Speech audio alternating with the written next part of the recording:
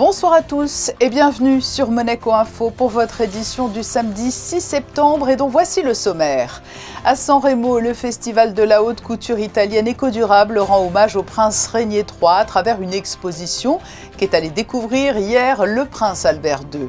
Le 14e Salon international du livre de Monaco se tient pendant 2 jours au Grimaldi Forum. L'écrivain monégasque Alain Pastor fait partie des auteurs qui y prennent part. Il sera en duplex avec nous. Le tournoi Ascot de tennis au Monte Carlo Country Club. Nous reviendrons également sur les parcours d'Hugo Nice et Romain Arneaudo en double à Flushing Meadow. Enfin, nous verrons comment le musée océanographique prend soin de ces petits pensionnaires. Nous assisterons aux opérations de nettoyage des aquariums. C'est une exposition à ne pas manquer chez nos amis italiens au sein du prestigieux casino de San Remo. Les tenues du prince Régnier III sont mises en lumière. Un invité de marque était présent à l'inauguration, le prince Albert II. Le souverain est venu hier soir saluer l'héritage de son père. Un moment fort du festival de la haute couture italienne éco-responsable. Sarah Incari et Camille Caloni étaient sur place.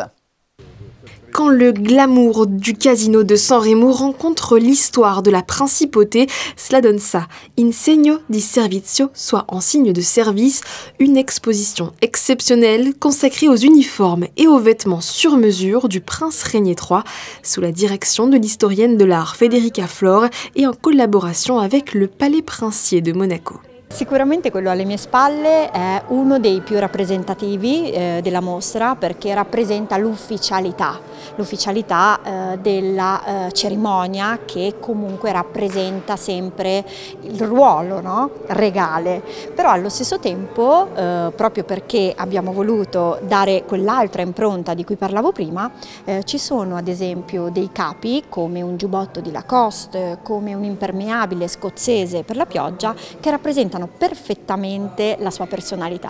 L'année dernière, c'est la personnalité de son épouse, la princesse Grace, que le casino a mis en lumière, figure iconique d'un couple princier qui affectionnait tout particulièrement la Cité des Fleurs. Abbiamo proiettato anche oggi un filmato bellissimo in cui il principe Ranieri e la principessa Grace camminavano, passeggiavano tranquilli per via Matteotti.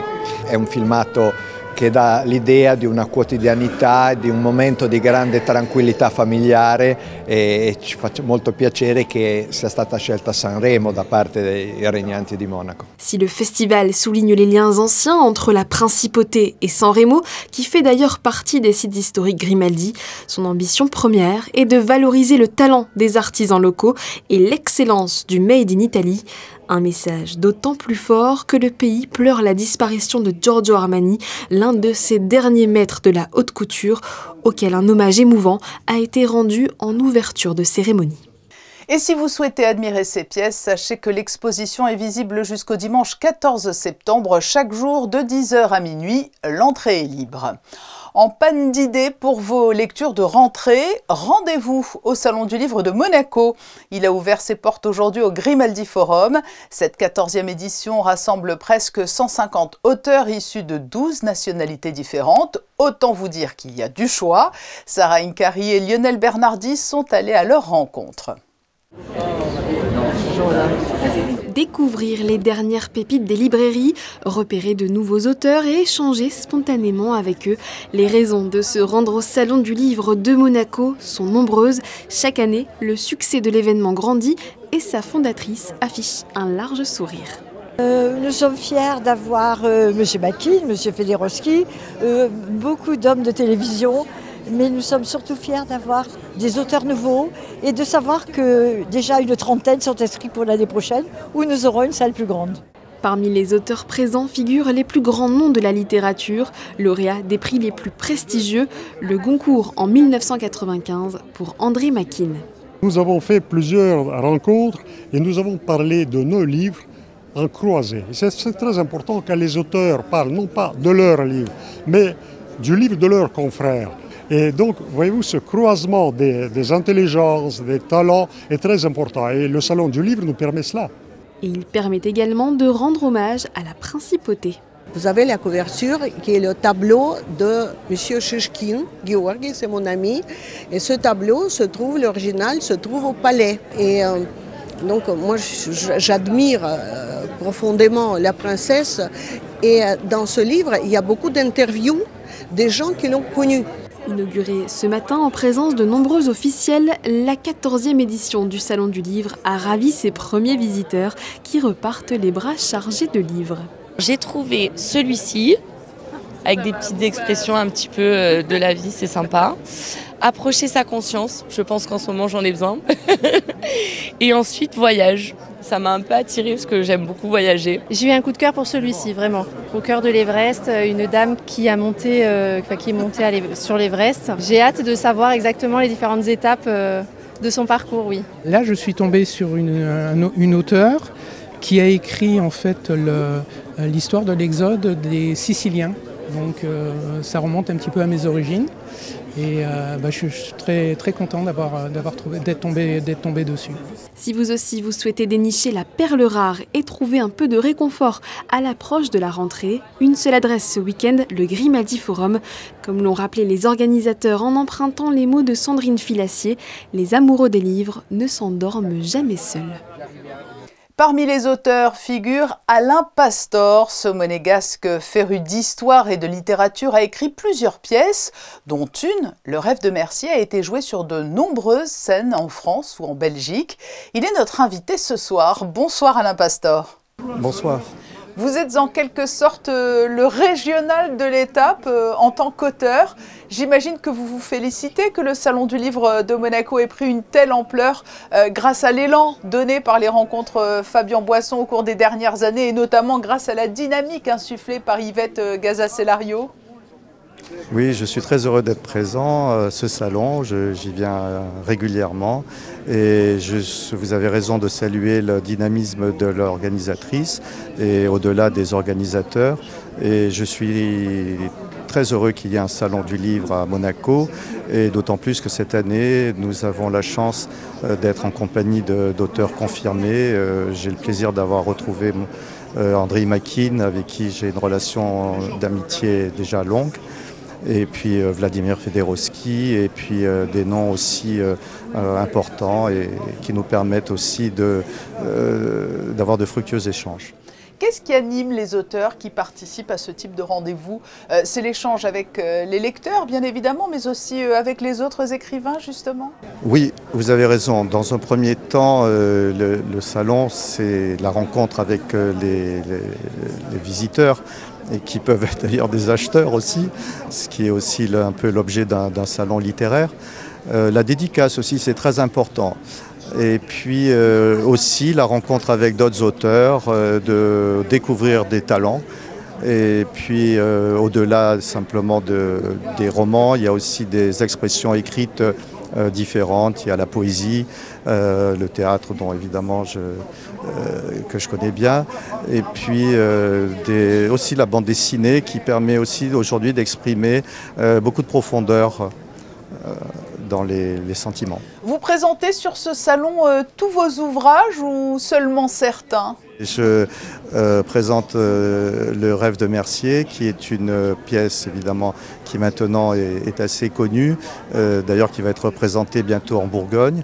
Et j'aime bien que les gens puissent la lire, parce que tout le monde n'est pas disponible à un moment donné pour voir cette pièce. Et la lire, c'est toujours ça permet à quelqu'un de se rendre compte de ce qu'elle représente au niveau littéraire aussi. Oui, parce qu'on aurait pu citer Héliogabale, on aurait pu citer Oedipe meurt, Une vie de Saint-Martin, effectivement, mais ce Rêve de Mercier, ça a été une très belle histoire qui vous a conduit bien au-delà de Monaco. Comment tout d'abord vous êtes-vous penché sur cette thématique et ensuite est-ce que vous vous attendiez à de tels développements et un tel succès? Alors je l'espérais bien entendu, parce que je trouve que malgré l'aspect tragique, c'est une histoire poignante. Et elle est toujours très, très demandée, notamment dans les sites historiques Grimaldi. Mais au-delà, vous voyez, là, on va jouer en Bourgogne et le public est déjà très très attentifs.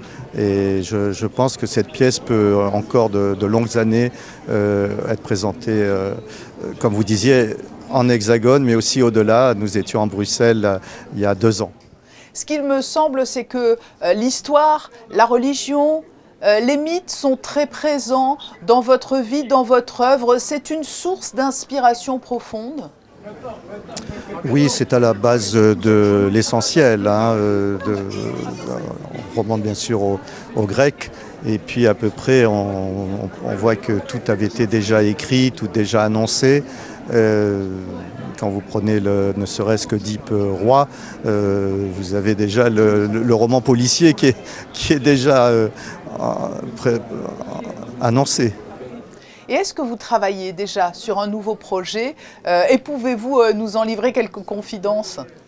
Alors je le peux parce que là pour une fois ça sera un travail à 4 mains et je travaille avec Stéphane Lamotte, l'historien bien connu qui est un ami, et nous travaillons sur la vie d'Armand Lunel qui était connu en principauté car il était professeur de philosophie au lycée de Monaco.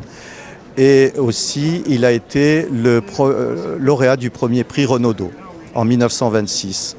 Donc nous travaillons avec Stéphane et nous espérons, puisque l'année prochaine ce sera 2026, donc le centenaire, pouvoir présenter ce texte sur scène. Eh bien, nous serons là pour cette présentation. Merci Alain Pastor d'avoir répondu à notre invitation, alors que vous participez tout au long du week-end au Salon du Livre de Monaco, au Grimaldi Forum.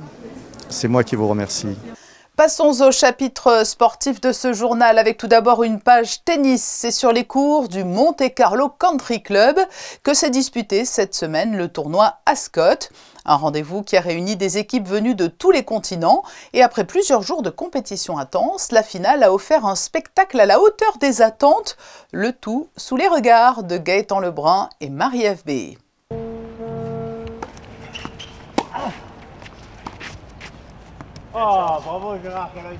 Depuis mercredi, la Principauté a vécu au rythme du sport avec la 29e édition du tournoi Ascot. Sur la terre ocre du Monte Carlo Country Club, 200 joueurs venus des 4 coins du monde se sont affrontés dans une ambiance à la fois conviviale et compétitive. Alors c'est son succès au niveau de la participation dans la mesure où nous avons cette année 16 équipes masculines et pour la première fois 7 équipes féminines, et surtout au total nous avons 2/3 de toutes ces équipes qui viennent de ce que l'on appelle overseas, pour ne pas les citer, les États-Unis, l'Islande, le Japon, certains qui viennent jusque de l'Uruguay, donc c'est vraiment de plus en plus mondial ou global. Après plusieurs jours d'intenses rencontres, la grande finale opposait l'équipe Texas à l'équipe United Nations.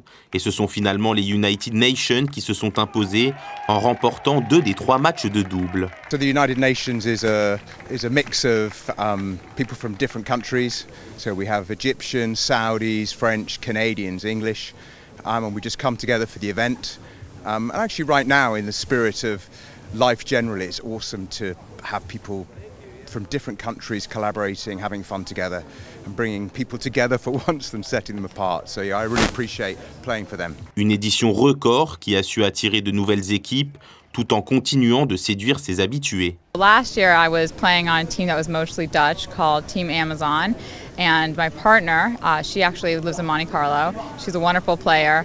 I love this tournament. It's an honor to be playing on these courts. The weather is beautiful. The people are great. The entire atmosphere is fantastic. So this year when I went home, I knew I wanted to start a team. So now I am Team USA. We're from Florida. And actually we just came in 3rd. We lost to Canada, which was a really difficult team. They've been practicing all year for this. And then 2nd place is Panama. And then us 1 point behind in 3rd. Entre spectacle, compétition et convivialité, le tournoi Ascot confirme son statut d'événement incontournable. Le rendez-vous est déjà pris pour la 30e édition l'an prochain, qui s'annonce encore plus grandiose. Tennis encore, mais outre-Atlantique cette fois. Nous avons suivi le parcours des 2 représentants monégasques à l'US Open de New York, Romain Arneaudo et Hugo Nys. Bonsoir Alexandra Pani, vous étiez à leur côté tout au long de la semaine. Oui, bonsoir à vous. Vous le voyez, je me trouve à Flushing Meadows pour l'US Open. C'est le rendez-vous incontournable de cette fin d'été. Et je vous propose cette semaine de découvrir ce tournoi du Grand Chelem à travers nos deux représentants de la principauté, Romain Arneaudo et Hugo Nice. Dernier Grand Chelem de la saison, l'édition 2025 de l'US Open de New York a offert, avant même les finales de ce week-end, un beau spectacle pour les fans venus en nombre cette année encore et proposé plusieurs nouveautés, dont un tournoi exceptionnel de double mixte réunissant les meilleurs mondiaux, un money price record de 90 millions de dollars, soit une augmentation de 20% par rapport à l'édition précédente, mais aussi un tournoi rallongé d'une journée, comptant ainsi 15 jours de match. 128 joueurs en simple et 64 équipes en double sont réunis cette année à New York, et parmi les doubles, 2 représentants de la principauté. Hugo Nice est actuellement avec son coéquipier le français Édouard Roger Vasselin, 9e mondial. Il participe pour la 7e fois à ce Grand Chelem. Après Wimbledon, j'ai beaucoup enchaîné. On est parti très rapidement sur la grande et longue tournée américaine.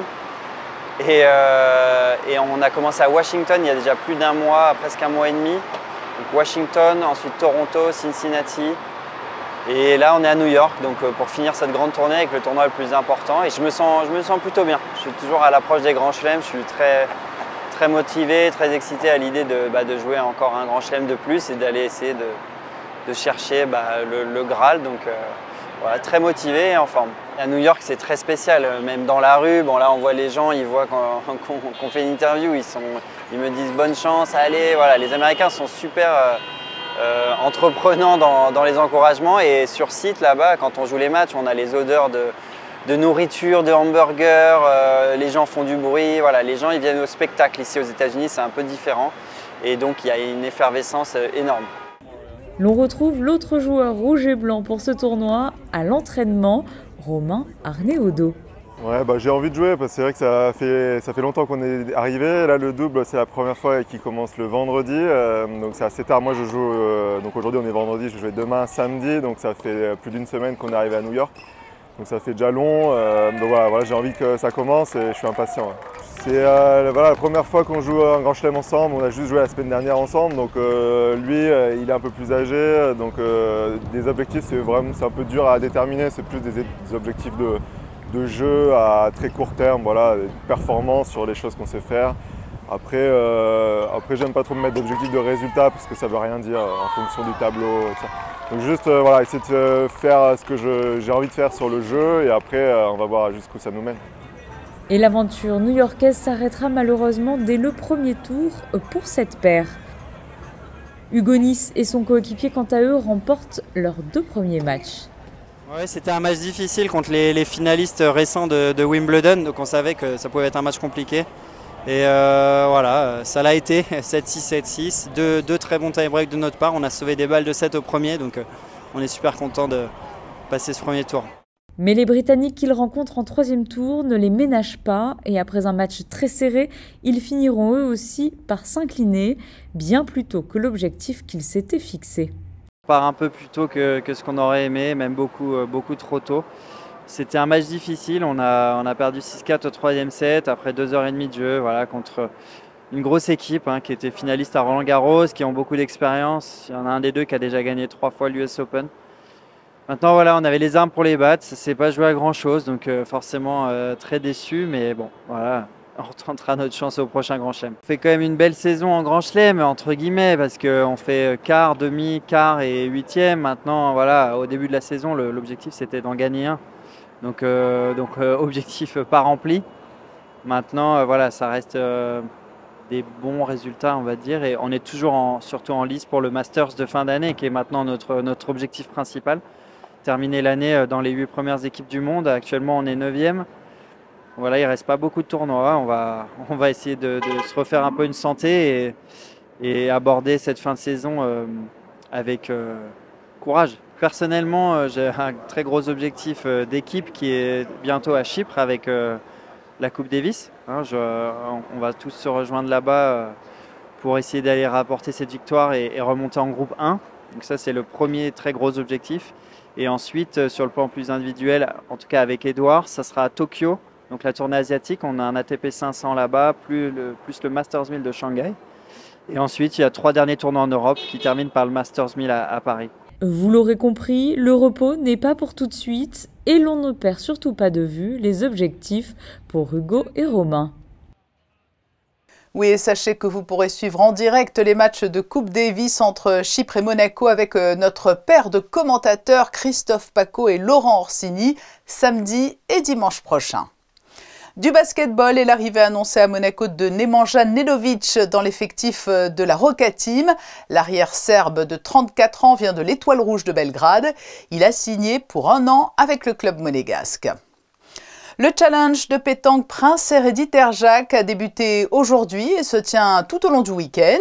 Il est marqué par le retour du grand format triplette à 180 équipes venues du monde entier, dont le Liban, l'Allemagne, l'Italie ou la Belgique. Aujourd'hui, se sont disputées les rencontres menant jusqu'au 16e de finale. Suite demain dimanche pour la dernière partie du tableau. En Formule 1, place ce week-end à la 16e manche de la saison à Monza pour le Grand Prix d'Italie. À l'issue des qualifications, Charles Leclerc a terminé 4e et c'est Max Verstappen qui s'élancera en tête demain. Petite parenthèse sous-marine avant de refermer ce journal, plongé dans les coulisses du musée océanographique pour découvrir la logistique nécessaire à l'entretien des aquariums. Mise en lumière de ce travail de l'ombre avec Alban Gingembre et Alexandra Paolini. Une véritable plongée dans le monde marin, c'est ce que viennent trouver les visiteurs du musée. Une immersion rendue possible grâce à ces petites mains qui entretiennent chaque jour les bassins. Tout commence par un contrôle minutieux de l'eau grâce à un système de suivi. On a un logiciel qui nous permet d'avoir un suivi en continu de tous les paramètres de l'aquarium dans tous les bassins, enfin la majorité des bassins. Donc là, par exemple, voilà, alors là, c'est le pompage d'eau en mer, on a la température, on a la salinité, on a l'oxygène, etc. Et donc pour chacun des bassins, en fait, on prend le temps de regarder ce qui s'est passé voilà, pendant la nuit ou ces dernières heures pour vérifier qu'il n'y ait pas de problème. À première vue, tous les paramètres semblent corrects. Pour en avoir le cœur net, direction l'aquarium pour une inspection en direct. Et ça nous permet de repérer s'il y a un poisson qui a un comportement un petit peu différent. S'il y a, je sais pas, il peut y avoir une ponte, une reproduction pendant la nuit, il peut y avoir un problème de lumière qui ne s'allume pas, il peut y avoir un problème de courant, il peut y avoir un morceau de corail qui serait tombé pendant la nuit, etc. Donc voilà, en fait, le tour du matin, c'est vraiment pour vérifier que tout est OK. Vérification faite, place au nettoyage, chaque bassin est entretenu à l'intérieur comme à l'extérieur. Ici, on est sur la passerelle, en gros, dans les coulisses du grand bassin corail. C'est le plus grand bassin du musée océanographique. Et donc là, en fait, 2 fois par semaine, on plonge dans le bassin pour faire des opérations d'entretien, donc essentiellement pour nettoyer la vitre. Puisque c'est un bassin corallien sur lequel on met beaucoup de lumière pour le bien-être des coraux, pour le bon développement des coraux. Et donc en aquarium, qui dit beaucoup de lumière, dit développement d'algues. Et donc si en fait on ne nettoie pas les vitres, au bout d'un moment elles deviennent vertes et le public ne peut plus voir à travers. On se fait aider par pas mal de petits animaux. On a beaucoup d'escargots par exemple, d'étoiles de mer, d'oursins qui nettoient, de concombres de mer aussi.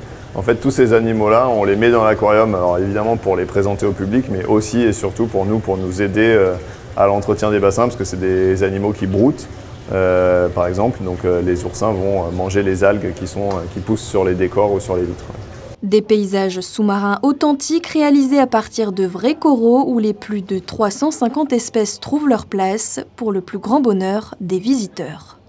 Dans quelques instants, la météo présentée par Sarah Inkari. Nous refermons ce journal sur les photos de fin d'édition, signées Philippe Fitt et prise dans la journée au Salon du Livre qui se poursuit, je vous le rappelle, jusqu'à demain dimanche au Grimaldi Forum. À demain, 18h30 sur Monaco Info. Passez une très belle soirée.